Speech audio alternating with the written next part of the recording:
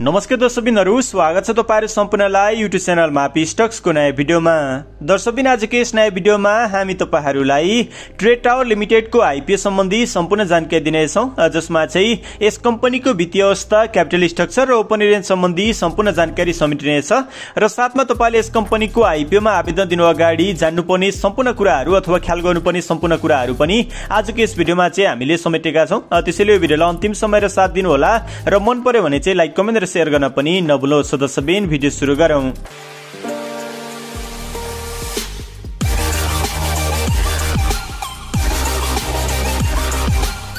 दर्शकबिन, भिडियोको सुरुवातमा चाहिँ ट्रेड टावर लिमिटेडको बारेमा संक्षिप्तमा चर्चा गरौं। यस कम्पनीको स्थापना 2063 सालमा कञ्चनजंघा हाउसिङ प्राइभेट लिमिटेडको रूपमा भएको थियो र 2067 जेठ 17 गतेबाट यो कम्पनी चाहिँ पब्लिक कम्पनीमा रूपान्तरण भएको थियो र 2078 सालबाट मात्रै यस कम्पनीले चाहिँ कञ्चनजंघा हाउसिङ लिमिटेडबाट आफ्नो नामसारी गरेर ट्रेड टावर लिमिटेड अथवा नाम चाहिँ ट्रेड टावर लिमिटेड राखेको थियो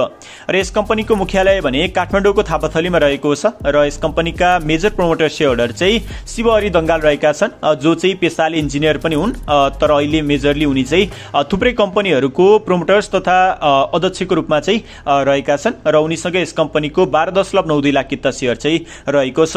यसैगरी सुषमा लम्सालसँग यस कम्पनीको 9.66 लाख किता शेयर रहेको छ भने 24 वर्षीय सौगात डंगालसँग यस कम्पनीको 3.64 लाख किता शेयर चाहिँ रहेको छ र अन्य शेयर होल्डरसँग यस कम्पनीको 2 लाख किता भन्दा कम चाहिँ शेयर रहेको छ। दर्शकबिन, अब नै लागो यस कम्पनीले निर्माण तथा सञ्चालन गरिरहेका बिजनेस परियोजनाहरू सम्बन्धी जानकारीतर्फ र हालसम्म यस कम्पनीले 3वटा मेजर प्रोजेक्ट चाहिँ लन्च गरिसकेको छ, जसमध्ये करिब 10 वर्ष अगाडि यस कम्पनीले भैँसेपाटीमा 190 वटा अपार्टमेन्ट बनाएर बिक्री गरेको थियो, जुन चाहिँ निकै नै प्रोफिटेबल पनि साबित चाहिँ भएको थियो र त्यसपछि थापाथलीमा जग्गा लिजमा लिएर यस कम्पनीले ट्रेड टावर नामक बिजनेस कम्प्लेक्स बनाएको थियो, जुन चाहिँ हालसम्म 15 वर्ष सञ्चालन भइसकेको छ र यस कम्प्लेक्समा थुप्रै वित्तीय संस्था तथा बैंकहरूको चाहिँ कर्पोरेट अफिस पनि रहेको छ भने ब्रिटिश कलेज पनि यसै टावरमा चाहिँ अवस्थित रहेको छ। त्यसपछि यस कम्पनीले आफ्नो तेस्रो परियोजनाको रूपमा क्रिस्टल पशुपति निर्माण गरेको छ, जुन चाहिँ गौशालामा रहेको छ भने यहाँ चाहिँ यस कम्पनीले 3 स्टार लेभलको होटल तथा बिजनेस कम्प्लेक्सको रूपमा चाहिँ निर्माण गरेको छ र यो अझै कम्प्लिसन भइरहेको छ अथवा फर्निश चाहिँ भइरहेको छ र यस क्रिस्टल पशुपति पनि यस कम्पनीले चाहिँ जग्गा लिजमा लिएर परियोजना सञ्चालन गरेको हो, जुन चाहिँ 35 वर्षको कन्ट्र्याक्ट रहेको छ भने अझै 31 वर्ष चाहिँ यस कम्पनीले उक्त परियोजना सञ्चालन गर्न चाहिँ पाउनेछ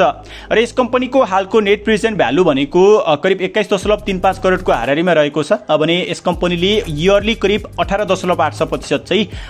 इन्टरनल रिटर्न चाहिँ देखाइरहेको छ, जुन चाहिँ निकै नै राम्रो मान्न सकिन्छ।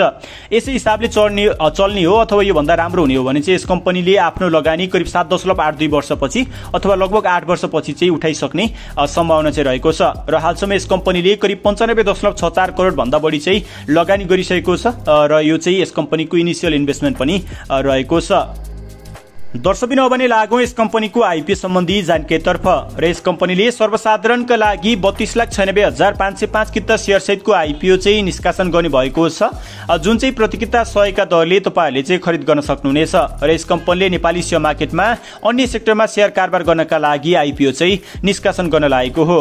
र यस कम्पनीको आईपीओ 2082 जेठ 14 गतेदेखि अर्थात भोलिदेखि चाहिँ तपाईहरुको लागि बिक्री खुल्ला हुनेछ, अर्थात सर्वसाधारणको लागि चाहिँ बिक्री खुल्ला हुनेछ र तपाईले यस कम्पनीको आईपीओमा आवेदन दिन चाहनुहुन्छ भने 19 गते भित्र चाहिँ आवेदन दिइसक्नुपर्ने हुन्छ।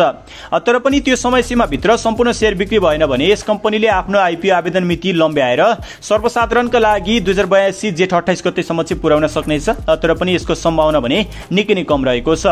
र इक्रा नेपालका अनुसार यस कम्पनीको आईपीओ रेटिङ BB- को रहेको छ, जसको मतलब यस कम्पनीमा तपाईहरुको लगानी चाहिँ मध्यम वर्गको जोखिम रहेको छ भन्ने बुझ्नुपर्छ र यस कम्पनीको आईपीओ इस्यु म्यानेजर भने एलएस क्यापिटल लिमिटेड रहेको छ, जसले चाहिँ यस कम्पनीको आईपीओ निष्कासन र बाँडफाँडको काम चाहिँ गर्नेछ। अब पनि चर्चा गरौं यस कम्पनीको क्यापिटल स्ट्रक्चर सम्बन्धी र यस कम्पनीको हालको अथराइज क्यापिटल 100 करोडको रहेको छ भने जारी पुँजी चाहिँ 81 करोड 56,09,700 रुपैयाँ बराबरको मात्रै रहेको छ र यस कम्पनीको हालको प्रोमोटर शेयर होल्डिङ करिब 41 करोड 84,40,400 रुपैयाँ बराबरको मात्रै रहेको छ र बाँकी रहेको 39 करोड 71,69,300 रुपैयाँ बराबरको चाहिँ यस कम्पनीको पब्लिक शेयर होल्डिङ रहनेछ, जुन चाहिँ सर्वसाधारण कर्मचारी तथा म्युचुअल फन्डहरुको लागि छुट्याइनेछ र आईपीओ आइपिओ पश्चात यस कम्पनीको शेयर रेसियो चाहिँ 51:49 चाहिँ हुनेछ र यस कम्पनीको हालको पेड अप क्यापिटल करिब 45.53 करोड चाहिँ रहेको छ, जुन चाहिँ यस कम्पनीले प्रोमोटर्स तथा विदेशमा रहेका नेपालीहरूलाई शेयर बेचेर चुक्ता गरेको हो। दर्शकबिन अब नै लागौं ट्रेड टावर लिमिटेडको हालको वित्तीय अवस्था सम्बन्धी जानकारीतर्फ र यस भिडियोमा चाहिँ हामी तपाईहरुलाई यस कम्पनीको 083-84 सम्मको प्रस्तावित वित्तीय अवस्थाको पनि जानकारी चाहिँ दिनेछौं र यस कम्पनीको हालको रिजर्भ अर्थात जगेडा कोष चाहिँ करिब 4.82 करोडको हाराहारीमा रहेको छ, जुन चाहिँ करिब 2.5 गुणाले बढेर 083-84 को आर्थिक वर्षसम्म 12.55 करोडसम्म पुग्ने चाहिँ प्रक्षेपण रहेको छ र यस कम्पनीले यो आर्थिक वर्ष अर्थात 2080-81 मा कमाएको नेट प्रॉफिट चाहिँ करिब 2.13 करोड हाराहारीमा रहेको छ, जुन चाहिँ निकै नै राम्रो मान्न सकिन्छ। भने यो पनि करिब 2 गुणाले बढेर 083-84 को आर्थिक वर्षमा 4.85 करोडसम्म चाहिँ पुग्नेछ र यस कम्पनीको हालको बुक भ्यालु चाहिँ प्रतिकिता 123.09 रहेको छ र यो चाहिँ स्लाइटली गिराउट भएर 083-84 को आर्थिक वर्षमा 115.39 सम्म चाहिँ पुग्नेछ र यस कम्पनीको हालको ईपीएस अर्थात प्रति शेयर आम्दानी चाहिँ 5.63 पैसा रहेको छ र यो चाहिँ झिनो अन्तरले बढेर 083-84 को आर्थिक वर्षमा 5.95 पैसासम्म चाहिँ पुग्ने देखिन्छ र यस कम्पनीको हालको कुल सम्पत्ति करिब 128.61 करोडको हाराहारीमा रहेको छ र यो पनि केही बढेर 083-84 को आर्थिक वर्षमा 138.20 करोडसम्म पुग्ने चाहिँ देखिन्छ। सो ओभरअलमा हेर्दा यस कम्पनीको वित्तीय अवस्था निकै नै राम्रो देखिन्छ, त्यसैले यदि यस कम्पनीको आइपिओ पर्छ भने तपाईले निकै नै राम्रो चाहिँ मुनाफा जेनेरेट गर्न सक्नुहुनेछ। अब पनि लागौं यस कम्पनीको आइपिओ शेयर सम्बन्धी थप जानकारीहरुतर्फ र सुरुवातमा चाहिँ ओपनिङ रेन्ज सम्बन्धी चर्चा गरौं। यस कम्पनीले सेकेन्डरी मार्केटमा पहिलो कारोबारको लागि पाउने ओपनिङ प्राइस चाहिँ प्रतिकिता 123.09 देखि लिएर 369.27 को बीचमा चाहिँ हुनेछ र यसभन्दा घटी अथवा बढीमा चाहिँ यस कम्पनीको पहिलो शेयर कारोबार हुने छैन र यस कम्पनीको फन्डामेन्टल रिपोर्ट हेरेर हामीले प्रोजेक्ट गर्न सक्ने म्याक्सिमम शेयर प्राइस भने 1000 प्लस रहेको छ, जुन चाहिँ तपाईले यस कम्पनीको लागि रिस्क फ्री शेयर प्राइस पनि मान्न सक्नुहुन्छ। सो ओभरअलमा यस कम्पनीको आइपिओ पर्छ भने तपाईले 1000 भन्दा माथि बेच्दा फेरि ज्यादा मुनाफा हुने चाहिँ देखिन्छ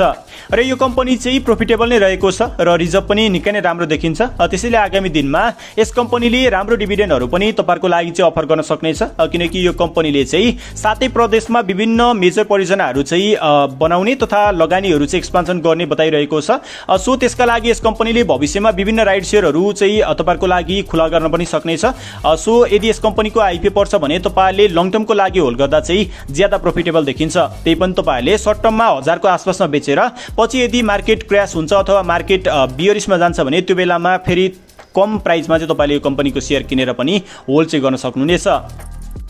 र दर्शकबिन तपाईले यस कम्पनीको आइपिओमा 10 कितादेखि लिएर 1000 कितासम्म चाहिँ आवेदन दिन सक्नुहुनेछ, तर पनि हाम्रो रिकमेन्डेसन भने तपाईले यस कम्पनीको आइपिओमा जम्मा 10 किता मात्रै आवेदन दिनुहोस् भनिरहेको छ, किनकि इस्युड शेयर चाहिँ निकै नै कम देखिन्छ र तपाईले यस कम्पनीको आइपिओमा मेरो शेयरबाट सजिलैसँग अनलाइन मार्फत चाहिँ आवेदन दिन सक्नुहुनेछ अथवा नजिकैको सियासमा मेम्बर बैंकमा गएर पनि तपाईले यस कम्पनीको आइपिओ शेयर चाहिँ खरिद गर्न सक्नुहुनेछ र यस कम्पनीको आइपिओमा आवेदन दिनुभन्दा अगाडि तपाईले प्रति किता 100 रुपैयाँ चाहिँ भुक्तान गर्नुपर्ने हुन्छ र सियासमा चार्जको रूपमा बढीमा 5 रुपैयाँ पनि तपाईले यस कम्पनीको आइपिओ को लागि चाहिँ छुट्याउनु होला। सो ओभरअलमा यस कम्पनीको आइपिओ चाहिँ आवेदन दिँदा बेटर देखिन्छ। त्यही पनि तपाईहरुले जुनसुकै कम्पनीको पनि आइपिओ मा लगानी गर्नुभन्दा अगाडि प्रोस्पेक्टस अथवा अफर लेटरहरु चाहिँ हेर्ने गर्नु होला, जसको लिंक चाहिँ मैले भिडियोको डिस्क्रिप्सनमा पनि राख्दिएको छु। सो ओभरअलमा यति नै। भिडियो तपाईलाई कसो लाग्यो, यदि मन पर्यो जानकारीमूलक लाग्यो भने कृपया आफ्ना साथीभाइलाई पनि शेयर गरिदिनु होला र यस्तै नेपाली शेयर मार्केट र आइपिओ तथा एफपीओ सम्बन्धी सम्पूर्ण जानकारीमूलक भिडियोहरु हेर्नका लागि हाम्रो युट्युब च्यानल मापी स्टक्सलाई सब्स्क्राइब गर्नुहोस् र साथमा रहेको बेल आइकनलाई पनि दबाउन चाहिँ नभुल्नुहोला। सो दर्शकबिन, thanks for watching this video.